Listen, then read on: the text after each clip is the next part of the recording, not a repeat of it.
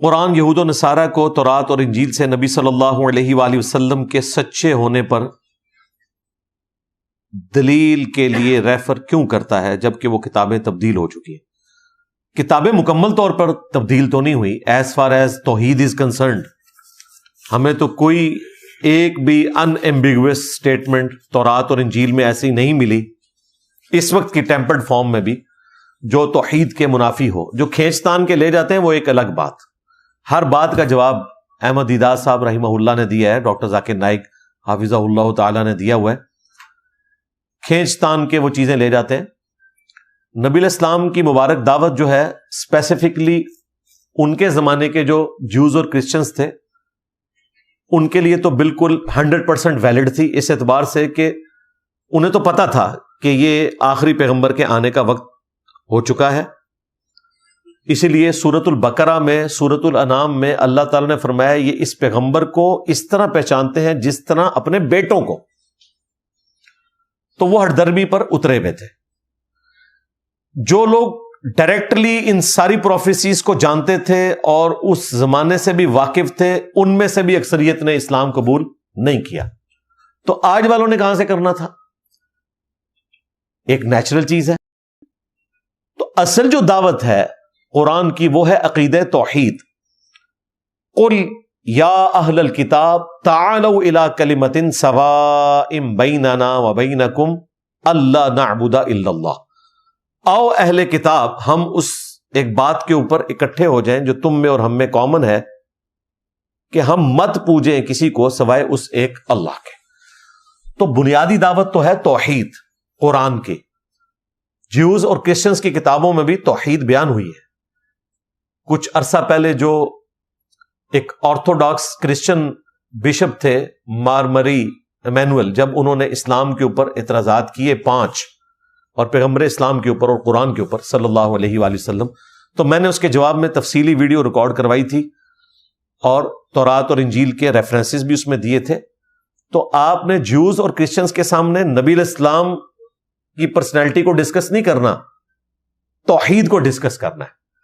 اور ونس یہ ثابت ہو جائے کہ جو توحید تورات اور انجیل میں بیان ہوئی ہے اولڈ ٹیسٹمنٹ اور نیو ٹیسٹمنٹ میں, وہ پریکٹیکلی مسلمانوں کے ہاں پائی جاتی ہے اور قرآن اس توحید کی دعوت دیتا ہے, جب اس سے لوگ قائل ہو جائیں گے تو پھر نبی الاسلام کی مبارک دعوت ان کے سامنے رکھی جائے گی. بنیادی دعوت جو رکھنے والی ہے وہ توحید ہے, اور یہی وہ دعوت ہے جو اس وقت نان مسلمز کے اسلام لانے کا سبب بن رہی ہے. جیوز اور کرسچنز, جیوز تو بہت کم, کرسچنز میجورٹی جو اسلام قبول کرتے ہیں تو وہ قرآن میں لکھی ہوئی توحید کی بنیاد پہ کرتے ہیں, ایک اللہ کا جو کانسیپٹ ہے. اور جو مسلمان دعوت و تبلیغ کے کام سے وابستہ ہیں انہیں یہ بات پتہ ہے کہ ہم نے بنیادی دعوت توحید کی رکھنی ہے. نبی الاسلام کا معاملہ بعد میں آئے گا. جب توحید کلیئر ہو جائے گی تو باقی سارے معاملات انشاءاللہ آسان ہوتے جائیں گے. میں نے اپنے ایام جہالیت کے دور میں ایک اہل کتاب سے کورٹ میرج کر لی, پھر دین کی سمجھ آنے کے بعد رشتہ ترک کر دیا. اہل کتاب سے مسلمان شادی کر سکتے, رشتہ ختم کرنے کی ضرورت ہی نہیں تھی, اس کو کنٹینیو کرتے آپ. کیا مجھے اس پر گناہ ہوگا؟ یعنی یہ پوچھنا چاہ رہے ہیں کہ مجھے وہ رشتہ ختم نہیں کرنا چاہیے تھا. غلطی تو کی آپ نے, بل توبہ کریں. اب یہی کہہ سکتے ہیں, اور تو کچھ نہیں ہو سکتا. اگر اللہ کی رضا کے لیے اپنے مخالفین کو معاف کرنے کے باوجود دل میں ان کے بارے میں صفائی نہ ہو تو کیا کیا جائے؟ اس کا کوئی علاج نہیں ہے. یہ وہ چیز ہے جو صحابہ کرام اپنے حق میں نہیں کر سکتے. المصنف ابن ابی شیبہ میں اور فضائل صحابہ احمد بن حنبل کی کتاب میں صحیح سند سے ہے کہ سیدنا علی سے جب حضرت طلحہ کا بیٹا ملنے کے لیے آیا جنگ جمل کے بعد, تو حضرت علی نے اس کی دلجوئی کے لیے فرمایا کہ میں اللہ سے امید کرتا ہوں کہ سورۃ الحجر کی جو آیت نمبر 47 ہے کہ مسلمانوں کے دلوں میں جو ایک دوسرے کے بارے میں دل میں غل آ جاتا ہے, جو گھیرا لگ جاتی ہے, کوئی میل آ جاتا ہے, ہم جنت میں جانے سے پہلے ان کے دلوں سے وہ غل نکال دیں گے. اور پھر جنت میں پہنچ کر وہ اہل جنت تختوں پر آمنے سامنے بیٹھے ہوئے ہوں گے. دل میں اگر غل ہو تو انسان پھر نظریں نہیں دوسرے کے ساتھ ملا سکتا, تو اللہ تعالیٰ خود نکالے گا اس غل کو. حضرت علی نے کہا کہ میں اللہ سے امید کرتا ہوں کہ یہ آیت مبارکہ میرے, عثمان بن عفان, طلحہ اور زبیر کے بارے میں ہے کہ اللہ تعالیٰ ہمارے دلوں میں جو ایک دوسرے کے لیے غل آ گیا وہ نکال دے گا. تو انسان کمزور ہے اور دنیا ناقص ہے, پرفیکشن جنت میں ہے اور پرفیکٹ اللہ ہے جو انسان کی ان امپیورٹیز کو 100% نکال سکتا ہے. تو دنیا میں تو یہ پاسبل نہیں ہے. دنیا میں آپ صرف یہ کریں کہ اگر اپنے دل کو صاف نہیں کر سکتے, ایٹ لیسٹ انتقام کا جذبہ نہ رکھیں. ظاہر دل میں وہ تکلیف تو رہے گی, اس کو تو انسان نہیں بھلا سکتا. یار پیغمبر نہیں بھلا سکتے. صحیح بخاری میں موجود ہے, واشی کو نبی علیہ السلام نے فرمایا تھا واشی تیرا اسلام قبول ہے, لیکن تو کیا ایسا کر سکتا ہے کہ مجھے اپنی شکل نہیں دکھانی. اب اسلام بھی قبول کر لیا, معاف کر دیا, اور پیغمبر وہ ہیں جن کے بارے میں آیا حریص علیکم بالمؤمنین رؤوف الرحیم, مومنین کے حق میں رؤوف بھی ہیں, رحیم بھی ہیں. ان سے بڑھ کر ان کی آخرت کے چاہنے والے ہیں. اس کے باوجود چونکہ حمزہ ابن عبد المطلب نبی علیہ السلام کے دودھ شریک بھائی بھی تھے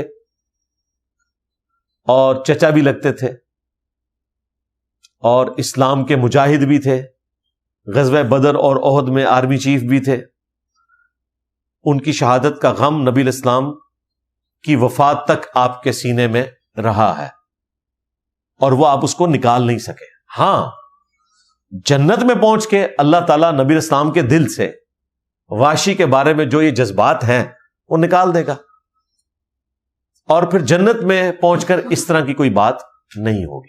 دنیا میں آپ زیادہ سے زیادہ یہ کر سکتے ہیں کہ آپ کسی سے بدلہ لینے کی کوشش نہ کریں.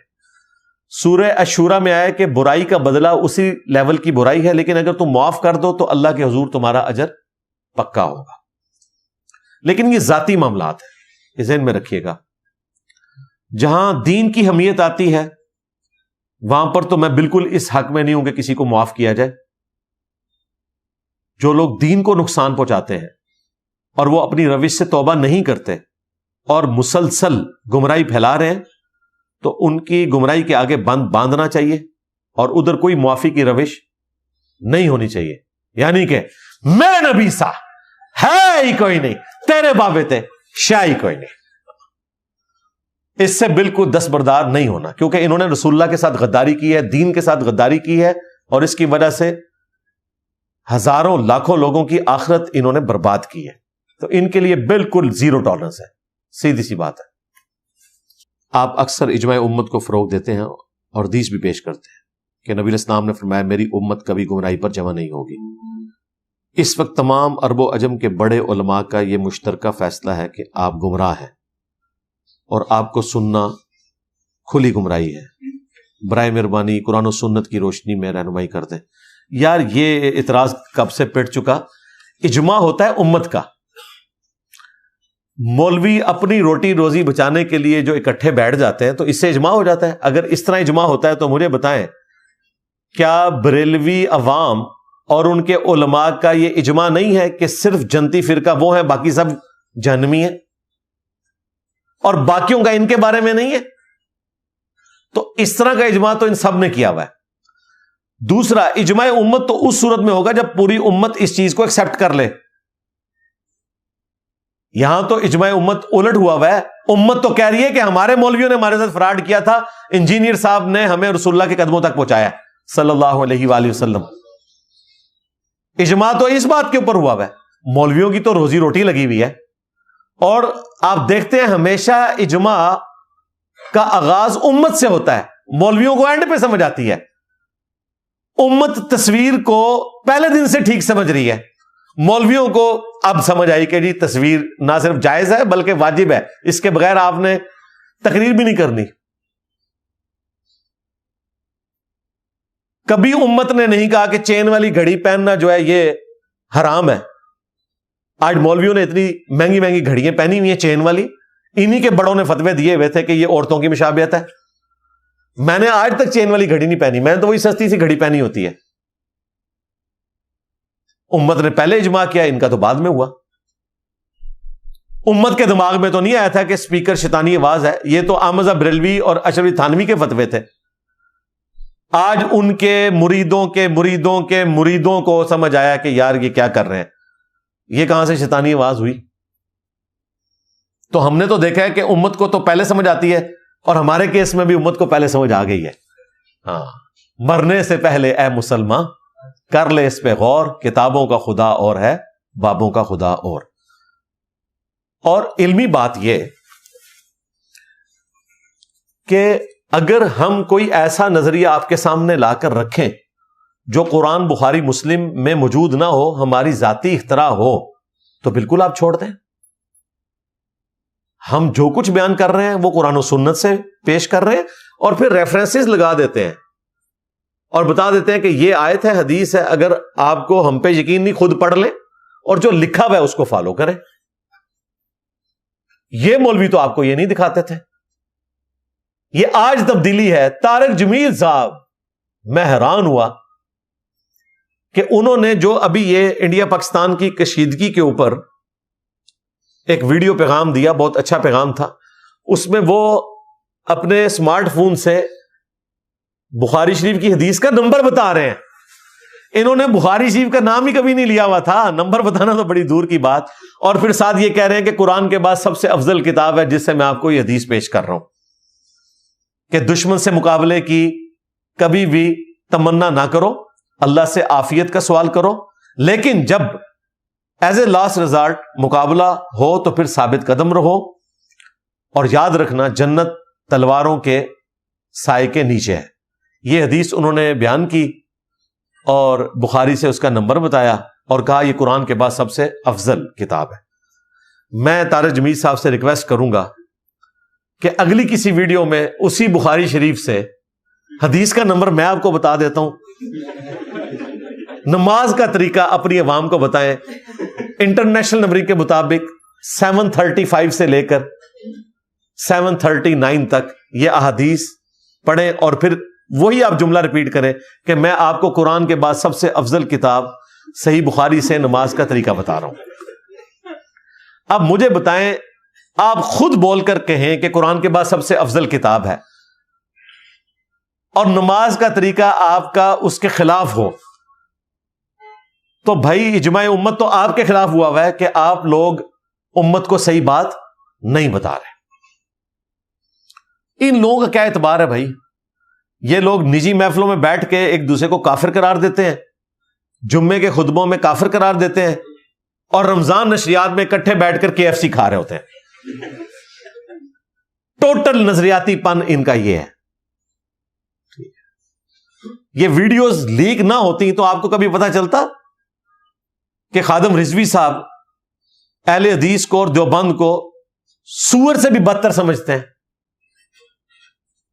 اور ان کی اذانوں کا بھی احترام نہیں کرتے, ان کی مساجد کا بھی احترام نہیں کرتے. آج ان لوگوں کے ہاتھ حکومت آ جائے نا تو یہ وہابیوں کی مساجد کو بھی کہیں کہ آپ نے مسجد نہیں لکھنا, بیت الحمد لکھنا ہے, جس طرح قادیانیوں کو ہم مسجد نہیں لکھنے دیتے. ان کو تو چھوڑ دیں, آپس میں جب یہ لڑتے ہیں. انڈیا میں جب تبلیغی جماعت کے 2 ٹکڑے ہوئے تو مسجد درار کہہ رہے تھے وہ دوسرے گروہ کی مسجد کو, جس کا فرقہ بھی الگ نہیں, دونوں دیوبند کے انڈر آتے ہیں, دونوں حیاتی ہیں, دونوں تبلیغی ہیں. بڑا لیڈر وہ الیاس کاندلوی کو ہی مانتے ہیں, لیکن بعد میں سعد کاندلوی اور شورا کا اختلاف ہوا تو ایک دوسرے کی مساجد کو مسجد درار کہنا شروع کر دیا, جو سورہ التوبہ میں منافقین کے کانٹیکسٹ میں بات آئی تھی. تو اللہ کا شکر ہے یہ اعتراض پٹ چکے ہیں. آپ میری مجلس 50 اور مجلس 100 دیکھ لیں.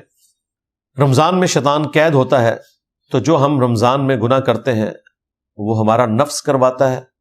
تو اس میں نفس کا اور شیطان کا کتنا کردار ہے. اگر نفس کرواتا ہے گناہ رمضان میں تو عام دنوں میں بھی کیا صرف نفس ہی کرتا ہے؟ دیکھیں عام دنوں میں شیطان نے اتنا زور لگا کہ نفس کو اپنا شاگرد خاص بنا لیا ہوتا ہے کہ اگر استاد جی 1 مہینے کی چھٹی پہ چلے بھی جائیں تو کوئی فرق نہیں پڑتا. یہ نفس ایک ایسا شاگرد ہے جو اپنے استاد کی غیر موجودگی میں بھی بڑی ایمانداری سے اپنا کام کرتا رہتا ہے. فَأَلْهَمَهَا فُجُورَهَا وَتَقْوَاهَا. یہ اللہ تعالیٰ نے ہماری آزمائش رکھی ہے نا. یہ ہو ہی نہیں سکتا کہ آپ بالکل پاک و صاف ہو جائیں. اللہ تعالیٰ نے برائی اور اچھائی کا مادہ ہمیں ودیت کیا ہے. ہاں ایک ایج ہمیں حاصل ہے کہ یہ زبردستی ہم سے کچھ نہیں کروا سکتا، صرف مشورہ دے گا، خواہ وہ شیطان ہو خواہ وہ نفس ہو. آپ اپنی عقل کو استعمال کر کے اس سے بچ سکتے ہیں. مجھے بتائیں اگر گورنمنٹ یہ اناؤنسمنٹ کرے کہ جو فجر کی نماز مسجد کی پہلی صف میں ادا کرے اسے فی فجر $1000 دیے جائیں گے گورنمنٹ کی طرف سے، تو زمین و آسمان کے سارے شیاطین مل کر دنیا کے سب سے بڑے بے نمازی کی بھی نماز نہیں چھڑوا سکتے. کیوں؟ دنیا نقد ہے، آخرت ادھار ہے. یہی ہمارا ٹیسٹ ہے. بخاری اور مسلم دونوں میں حدیث ہے، اللہ تعالیٰ نے جنت کو ناگوار چیزوں سے ڈھانپا ہوا ہے. جنت تک پہنچنے کے لیے آپ کو ناگواری سے گزرنا پڑے گا. نمازوں کی مشقت، رزق حلال کی مشقت، سیکس ڈسپلن کی مشقت، رمضان کے روزوں کی مشقت، اور دوزخ کو اللہ نے شہوات سے ڈھانپ رکھا ہے. یعنی ہر دنیا کی اٹریکٹ فل چیز آپ کو دوزخ میں لے جائے گی. اگر گناہ میں لذت نہ ہوتی تو ہمارا ٹیسٹ ہی نہیں ہونا تھا. کہتے ہیں جی گناہ میں اٹریکشن کیوں ہے؟ او بھائی یہی تو ہمارا ٹیسٹ ہے. اور جو کہہ رہا ہے نا کہ گناہ میں لذت نہیں ہے، جھوٹ بول رہا ہے. لذت ہے. اور اگر آپ کو اس طرح کی کوئی فیل نہیں آتی تو اللہ کا شکر ادا کریں کہ اللہ نے آپ پر خوف خدا کا غلبہ ایسا کیا کہ اس لذت کی طرف آپ کا دھیان نہیں. ورنہ لذت تو ہے، اور یہ پاسبل ہے کہ کسی شخص کو اس لذت سے نفرت ہو جائے. دنیا میں بھی ایسا ہوتا ہے. اگر آپ کو 3 دن کا فاقہ ہو اور آپ کی پسندیدہ ڈش آپ کے سامنے لا کر رکھی جائے، اس کی خوشبو بھی آپ کا دل لبھا رہی ہو، اور کوئی کان میں آ کے آپ کو بتا دے کہ اس کھانے میں زہر ہے، تو کیا ہوگا؟ اس کی خوشبو آپ کو اٹریکٹ نہیں کرے گی، الٹا بھوک بھی مر جائے گی. کیوں؟ اس کے شر کی طرف آپ کی نظر چلی گئی. تو جو اللہ کے نیک بندے ہیں وہ گناہ کی لذت میں چھپے ہوئے اس زہر اور شر کو جانتے ہیں، اس لیے انہیں لذت اٹریکٹ نہیں کرتی. لذت اپنی جگہ موجود ہوتی ہے. آپ اگر وہ بریانی یا قورمہ کھا لیں تو ٹیسٹی بھی ہوگا، بعد میں بے شک آپ آخرت میں جا کے لینڈ کریں گے، لیکن ٹیسٹ آئے گا. یہاں پر بھی یہی ہے. اور سب سے بڑی دکھ کی بات ہے، جو انسان عقلاً سوچ لے نا تو گناہ سے بچ سکتا ہے، کہ دنیا میں آپ جو گناہ کرتے ہیں نا اس کی لذت صرف اتنی دیر کے لیے ہے جو آپ نے گناہ کیا، لیکن گناہ کا جو وبال اور عذاب ہے وہ ہمیشہ کے لیے آپ کے نامہ اعمال میں درج ہو گیا. لذت ختم ہو گئی، گناہ ریکارڈ میں لکھا ہوا ہے، اور وہ آخرت میں عذاب اس کا ہونا ہے. اور اس کے اگینسٹ دنیا میں جو آپ نیکی کے لیے مشقت اٹھاتے ہیں وہ ختم ہو جاتی ہے، اور ثواب ہمیشہ کے لیے لکھا گیا. یہ نہیں ہے کہ اللہ نے کہا کہ آپ مرتے دم تک مشقت اٹھاؤ گے. ہمیں بھول گیا کہ روزے آئے تھے، جب روزے گزر رہے تھے اس وقت مشقت اٹھا رہے تھے، گزر گئے. مشقت ختم ہو گئی، تکلیف ختم ہو گئی، ثواب اللہ کے حضور پکا ہو گیا. اسی لیے وہ ابو داؤد میں جو دعا ہے، ذهب الظمأ وابتلت العروق وثبت الاجر انشاء اللہ. پیاس چلی گئی، رگیں تر ہو گئی، یعنی وہ تکلیف دور ہو گئی، لیکن اللہ کے حضور ہمارا اجر ہمیشہ کے لیے پکا ہو گیا. تو یہ بات آپ نے یاد رکھنی ہے. گناہ کی لذت گناہ کرتے ہی ختم ہو جاتی ہے، لیکن گناہ کا وبال اور عذاب ہمیشہ کے لیے لکھا جاتا ہے، وہ ختم ہونے والا نہیں ہے. دوسری طرف نیکیوں کے لیے جو آپ کو تکلیف اٹھانی پڑتی ہے وہ ختم ہو جاتی ہے کچھ عرصے کے بعد. لیکن ثواب ہمیشہ کے لیے باقی ہے، اور ایسا باقی ہے کہ ہمیشہ کی جنت مقدر ہونے والی ہے انشاءاللہ تعالی۔ اللہم انا نسألک جنت الفردوس مع النبیین والصدیقین والشہداء والصالحین، آمین۔ کیا وظیفے کام کرتے ہیں؟ ہم کو کیسے پتا چلے کہ کون سا وظیفہ صحیح ہے؟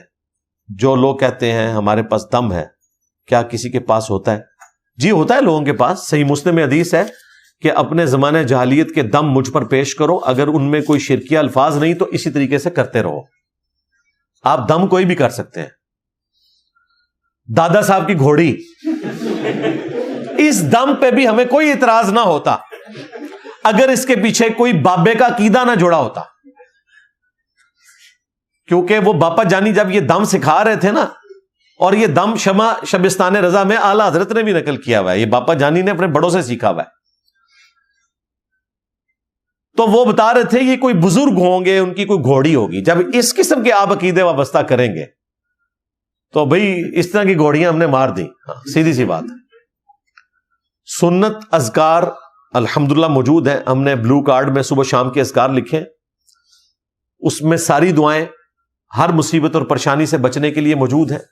3 اسماء اعظم میں نے کئی ویڈیوز میں بتائے ہیں، حسبنا اللہ ونعم الوکیل، یا حی یا قیوم برحمتک استغیث، لا الہ الا انت سبحانک انی کنت من الظالمین۔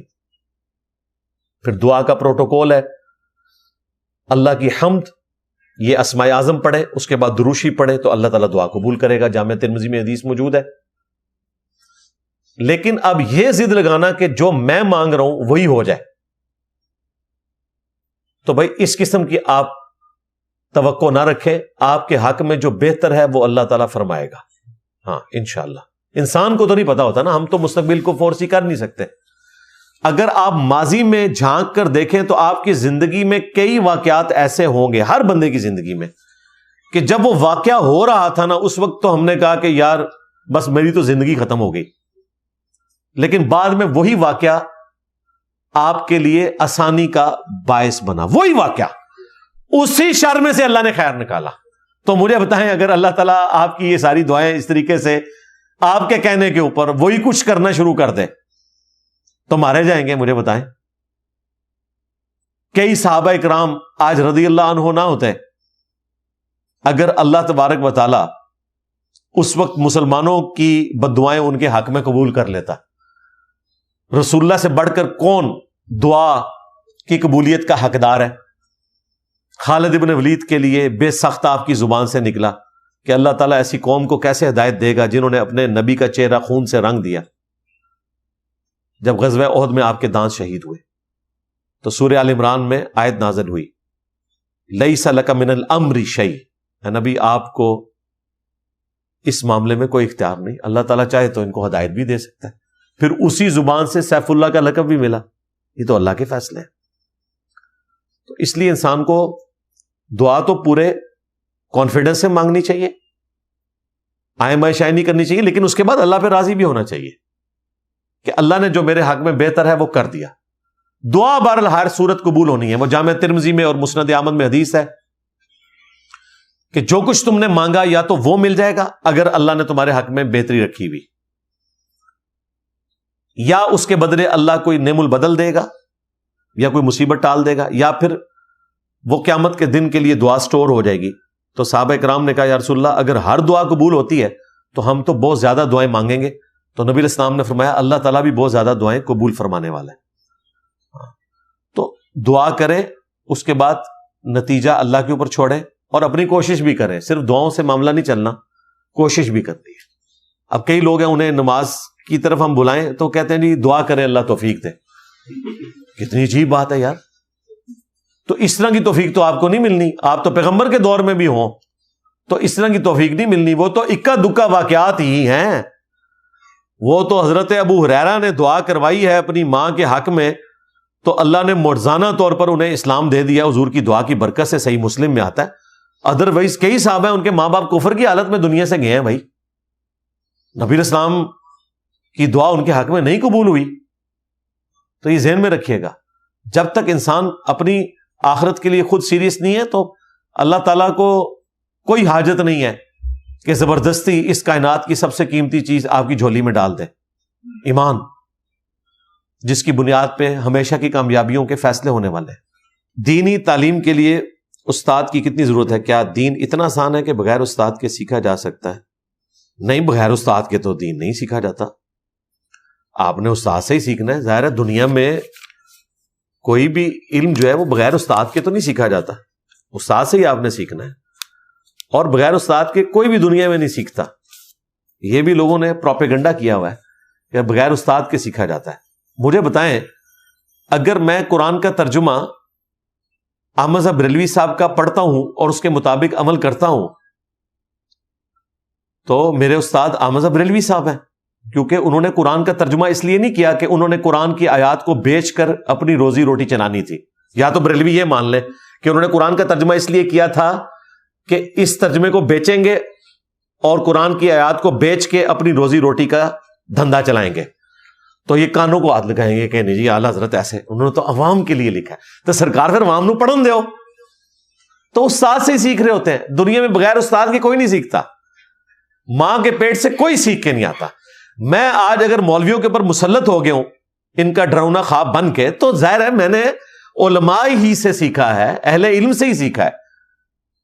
اب رہ گیا مسئلہ وہ جو ڈگری والا، وہ تو آپ نے دیکھا ایک ایک کر کے ساروں کی ڈگریاں فارغ ہو رہی ہیں۔ مدرسے کی ڈگری مفتی طارق مسعود صاحب خود کہہ رہے ہیں کہ مجھے ڈگری نہیں دی استاد نے۔ استاد نے کہا تھا کہ اگر علم ہوگا تو خوشبو خود پھیلے گی، اور اگر علم نہیں ہوگا تو ڈگری سے کچھ نہیں ہوگا۔ بالکل ٹھیک کا ہے، خوشبو دیکھیں جہلم سے کیسی پھیل رہی ہے۔ علم کی بات کریں تو علم تو الحمدللہ حاصل کرنے کے مختلف ذرائع ہیں۔ اگلے زمانوں میں آمنے سامنے بیٹھ کے علم حاصل ہوتا تھا اور اس میں کوئی ڈگری بھی نہیں ہوتی تھی۔ آپ مجھے نہیں بتا سکتے کہ امام مسلم کے پاس کوئی ایسی ڈگری ہو جو امام بخاری نے انہیں فزیکلی سٹیمپ پیپر پہ لکھ کے دی ہو۔ استاد اور شاگرد کا سلسلہ تھا اور وہ سال ہر سال چلتا تھا۔ وہ صحبت اختیار کرتے تھے اور ڈائریکٹلی استاد سے سیکھتے تھے۔ آج کل کے استاد تو آپ کو میاں سکھا رہے ہیں نا، ہاں، علم دین بھی سکھاتے ہیں اور میاں بھی سکھاتے ہیں۔ اس زمانے میں واقعی مخلص استاد تھے، ان کے ساتھ جو شاگرد رہتے تھے وہ سیکھتے بھی تھے۔ اس کے بعد جب آرگنائز سلسلہ شروع ہوا، جامعۃ الازہر بنی، اور بعد میں سنیوں نے بھی اس کو کاپی کرنے کی، ظاہر ہے اہل تشیع نے پہلے مدارس کا سلسلہ شروع کیا، پھر سنیوں نے بھی پیرلل میں اپنے مدارس بنائے اور درس نظامی بنا تاکہ ہم اپنی سنیت کی ترویج کریں فاطمی حکومت کے مقابلے کے اوپر۔ تو یہ باقاعدہ کورس اور یہ ڈگری والا سلسلہ شروع ہوا۔ تو یہ علم حاصل کرنے کا ذریعہ۔ پھر اس میں مزید ویلیو ایڈیشن ہوئی۔ جو بڑے اہل علم تھے انہوں نے کہا کہ ہم اپنے علم کو صرف اپنے شاگردوں تک ٹرانسفر نہیں کریں گے، ہم نے جو کچھ زندگی میں سیکھا اسے ریٹن ریکارڈ میں لے کے آئیں گے۔ ایک تو حدیث کی کتابیں ہیں نا، وہ بھی ان ائمہ کا علم ہے جو انہوں نے ریٹن میں آپ کو دیا۔ ایک جو محدثین کے اسٹوڈنٹس نے شروحات لکھی احادیث کی، قرآن کی تفاسیر لکھی، وہ اس لیے لکھی تاکہ جو انہوں نے علم حاصل کیا وہ ریٹن ریکارڈ میں آئے۔ الذی علم بالقلم، اللہ نے بھی تو قلم کے ذریعے علم سکھایا نا۔ آج تفسیر ابن کثیر ہمارے پاس ہے تو اس وجہ سے ہے کہ حافظ ابن کثیر نے اپنی زندگی میں جو کچھ حاصل کیا انہوں نے اسے ریٹن ریکارڈ میں چھوڑا، اور لوگ اسے کوٹ کرتے ہیں۔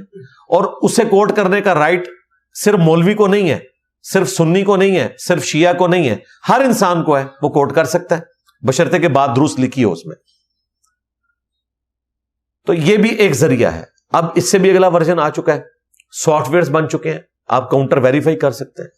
ایون آپ گوگل میں جا کے لکھیں نا کہ سورت نمبر دس، آیت نمبر دس، تو آیت کھل کے سامنے آ جاتی ہے۔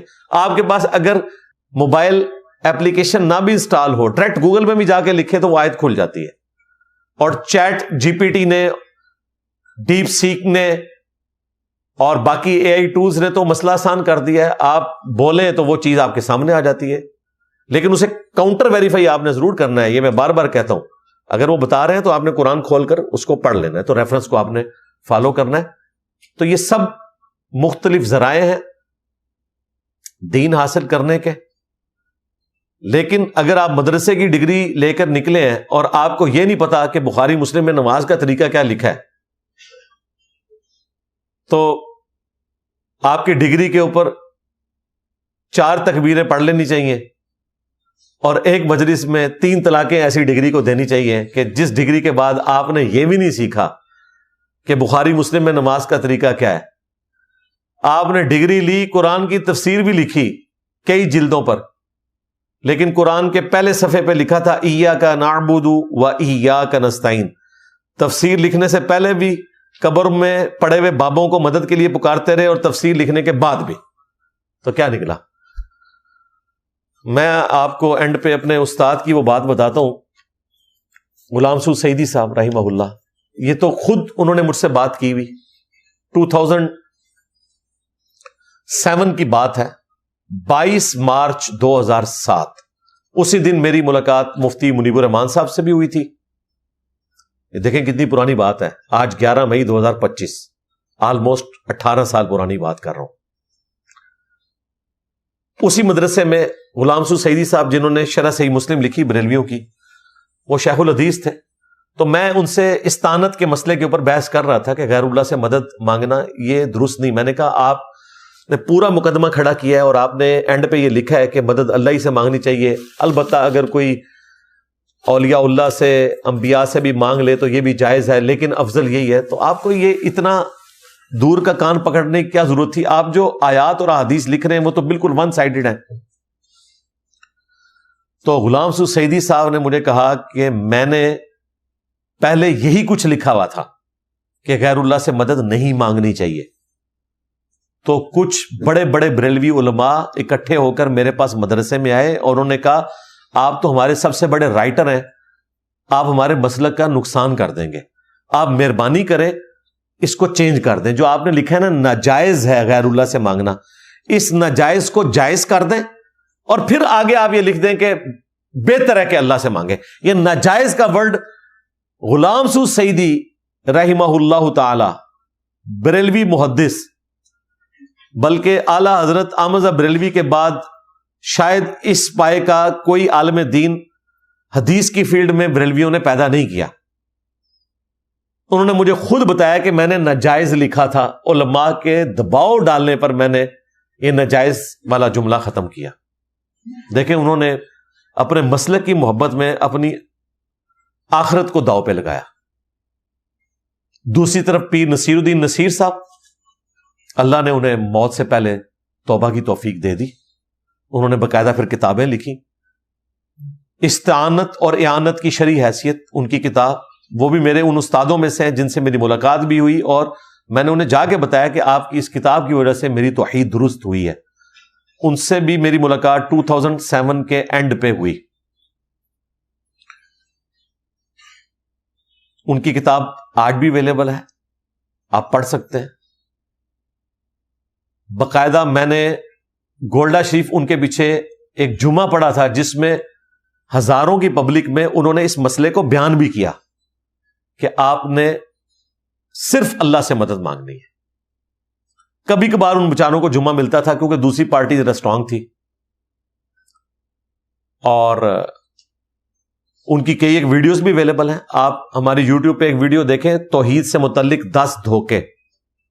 اس کے سٹارٹ میں میں نے پیر نصیر الدین نصیر صاحب کی وہ ویڈیوز چلائی ہیں جس میں انہوں نے غیر اللہ سے مدد مانگنے کو کنڈیم کیا ہے, اور انہوں نے کہا کہ جو سمجھتا ہے نا کچھ کر کے دکھا سکتا ہے تو باہر نکلے دکھائے, کوئی کچھ نہیں کر سکتا. یہی باتیں جو میں کہتا تھا نا کڈو بابے نو وہال آؤ, یہ ساری باتیں پیر نصیر الدین صاحب کر کے گئے.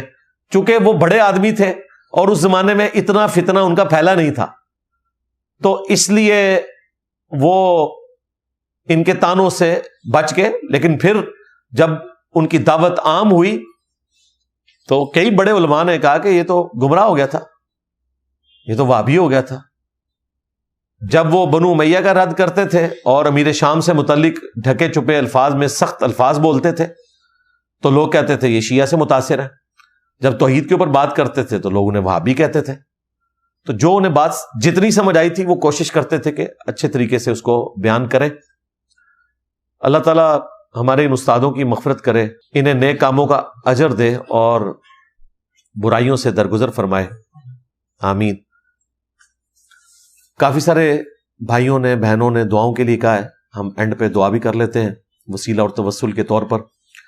اللہم انی اسألک بأنک انت اللہ لا الہ الا انت الاحد الصمد الذی لم یلد ولم یولد ولم یکن لہ کفوا احد وإلہکم الہ واحد لا الہ الا هو الرحمن الرحیم الف لام میم اللہ لا الہ الا هو الحی القیوم اللہم صلی علی محمد وعلی آل محمد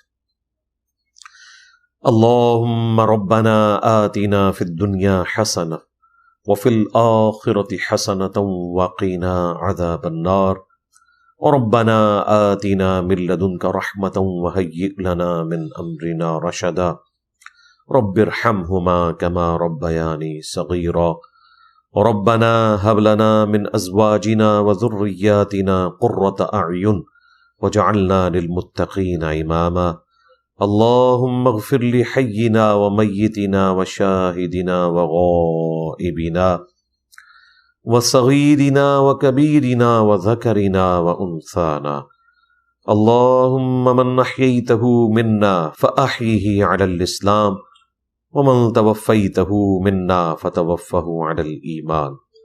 اے اللہ ہماری، ہمارے ماں باپ کی، ہمارے بیوی بچوں کی، پوری امت کی مغفرت فرما۔ اے اللہ ہماری، ہمارے ماں باپ کی، ہمارے بیوی بچوں کی، پوری امت کی تمام دینی، دنیاوی، جسمانی، روحانی، ظاہری، باطنی پریشانیاں، تکلیف، مصیبتیں، دکھ، درد، بیماریاں، دشواریاں دور فرما۔ اے اللہ ہماری، ہمارے ماں باپ کی، ہمارے بیوی بچوں کی، پوری امت کی تمام نیک دلی جائز دعاؤں کو اپنی بارگاہ میں قبول و منظور فرما۔ اے اللہ خصوص بالخصوص فلسطین کے مسلمان، کشمیر کے مسلمان، چائنا کے، یمن میں، عراق میں، افغانستان میں، پاکستان میں، جہاں کہیں کس برسی کی زندگی گزار رہے ہیں، غیب سے ان کی عزت، آبرو، جان و مال کی حفاظت فرما۔ تمام مسلمانوں کی تمام نیک دلی جائز دعاؤں کو قبول منظور فرما۔ جتنے مسلمان فوت ہو چکے مغفرت فرما، جتنے زندہ ہیں انہیں اپنی موت کی تیاری کرنے کی توفیق عطا فرما، اور جتنے بیمار ہیں انہیں شفائے کلی عطا فرما، جتنے بے اولاد ہیں انہیں اولاد عطا فرما، اور جن کی اولاد ہے ان کی اولاد کو ان کے لیے صدقہ جاریہ بنا۔ ہمارے ملک پاکستان کی خیر فرما، پورے عالم اسلام کی خیر فرما، عالم اسلام کو اندرونی اور بیرونی خطرات سے محفوظ فرما۔ سبحان ربک رب العزت عما یصفون وسلام علی المرسلین والحمد للہ رب العالمین وصلی اللہ علی النبی الکریم وعلی آلہ واصحابہ اجمعین الی یوم الدین، آمین۔